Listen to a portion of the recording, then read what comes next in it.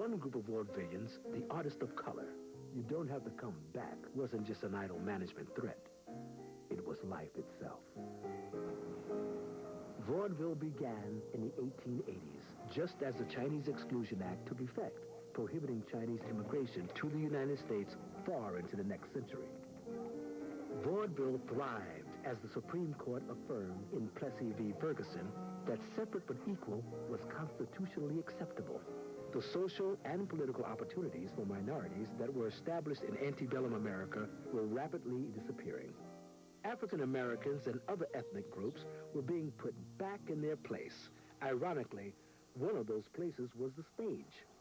Yes, sir, that's my baby, no, sir, no, man, baby, yes, sir, that's my baby now.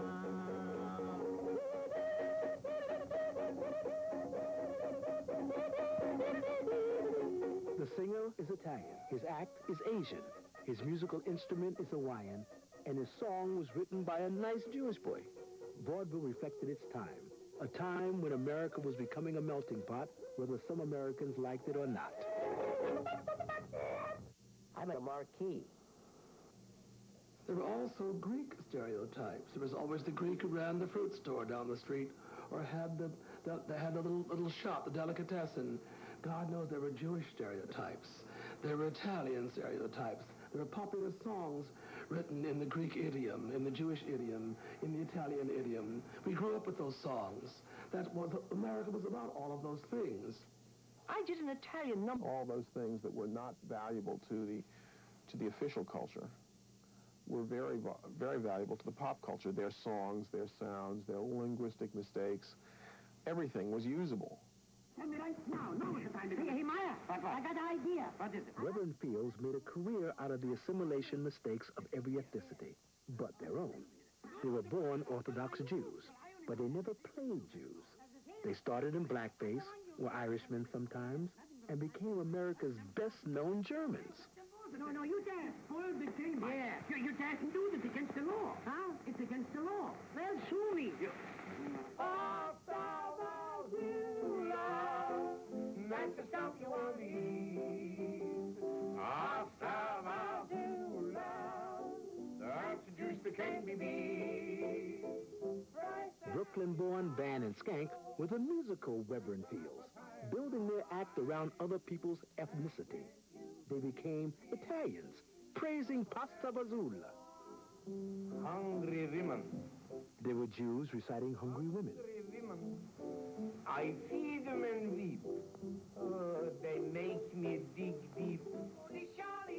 They were Chinese singing Chinese Firecracker. With hum in voicing boy hung a Chinese punk, which means who the hell he put the firecracker under my bunk.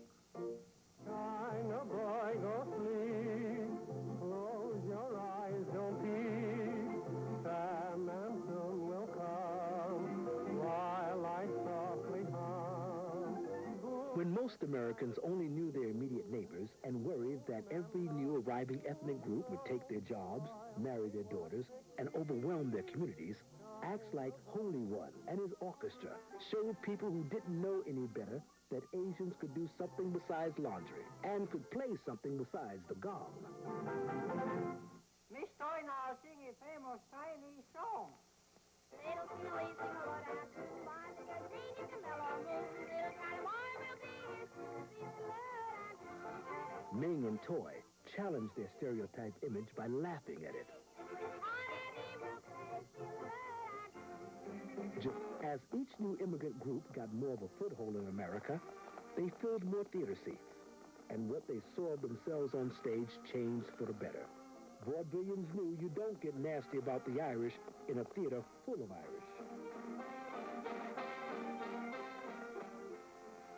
But with African Americans segregated in the balcony, or excluded entirely from the audience, there was no such thing in mainstream vaudeville as a theater full of them. And it was that way for almost a century. Hey, Skinny! The minstrel show's gone to town! Beginning in the 1840s, the minstrel show was America's first entertainment craze. It started with northern white performers who observed blacks or Negroes or slaves at that point, really entertaining themselves. Hey, I have an idea. Yes. You be around here about a half hour before the show. You mean you gonna let me watch your crew? Jim Crow, you'll practically be right on the stage. Woo! Wheel about, turn about, Wheel about and turn about and do just so. Every time I wheel about, I jump Jim Crow.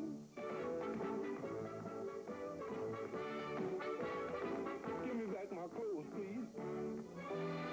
What they did was to imitate some of the actions they saw, some of the songs that they saw these slaves singing, and to put on grease paint or blackface.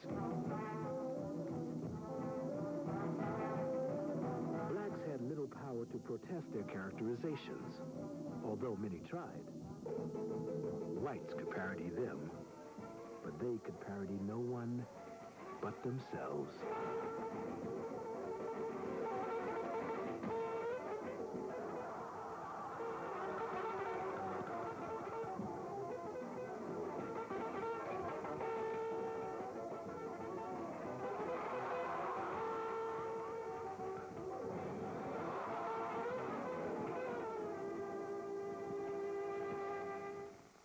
Eventually, African Americans formed their own minstrel companies, billing themselves as real Negro delineators.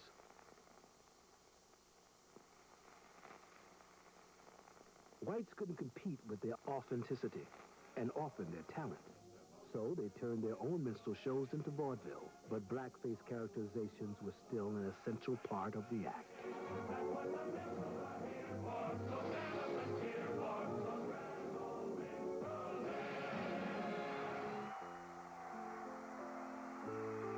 At the same time, African Americans were being lynched by the hundreds and shunned by mainstream society. They were the subjects of the most popular music of the time, so-called coon songs, that, like minstrel shows, depicted black life as free, careless, and non-threatening to anyone.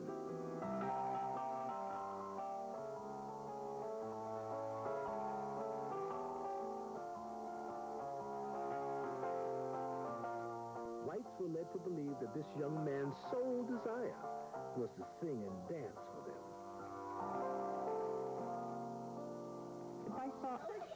The myth lasted a very long time, as Topsy and Eva, vaudeville's Duncan sisters, were still working it in 1960. The Duncans were the last minstrels. Real African Americans were forced to go along with the myth by wearing ridiculous or stereotyped clothing on stage, and only playing versions of Sambo or Zip Coon. Because Sambo was the willing retainer. He was that slave who would sing songs like Carry Me Back to Old Virginia. On the other hand, Zip Coon then becomes an aggressive black man who's still ignorant, but is pretentious. Black had added a wonderful song called Shoeshine Boy from my repertoire. And it was a perfect song for a kid of 12, 13 to sing. And I sang this song. I had an arrangement of it with an orchestra and so forth. And I was booked into the Oriental Theater in Chicago.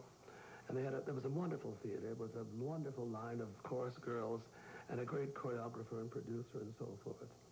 And when she heard about the colored boy coming to work at the theater, her mind began to click, apparently. And when I got there, she had a whole big production number about Shoeshine Boy. And, of course, I was in it. And I had to give up my nice arrangement and then perform in her production, which included running up and down the chorus girls in front of them with a shoeshine cloth and shining their shoes. And my nice white tail suit had been tossed aside, and I was wearing some kind of stylized version of tatters and rags. That was my final week in vaudeville. Now, remember, as a kid, you know, hold on there now. Now, Sapphire done told me that you owed me a nickel. And I used to go like, why do you talk like, to my mother, why do you talk like that? The white performers who did minstrelsy did not really do black comedy at all. I mean, the jokes had nothing to do with blacks whatsoever. They were basically gags that were taken, and they were of show business origin. They were riddles and gags taken from the northern stage.